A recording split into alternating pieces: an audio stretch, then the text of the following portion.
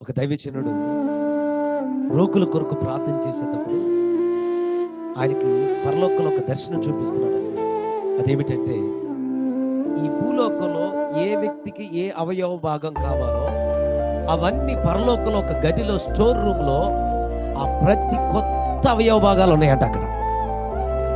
ఇక్కడ ఆ దైవజనుడు ఎవరికి ఏది కలగాలని ప్రార్థన చేస్తుంటే అక్కడ పరలోకం నుండి దూత ఆ గదిలోకి వెళ్ళి ఆ అవయవ భాగాన్ని తీసుకొచ్చి వెంటనే ఆ వ్యక్తికి పెట్టేసి వెళ్ళిపోతుందంట. హల్లెలూయా.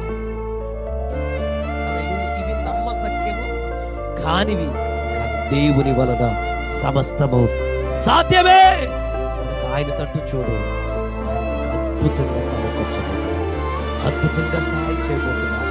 ప్లీజ్, మనుషులు నమ్ముకున్న కంటే యెహోవాను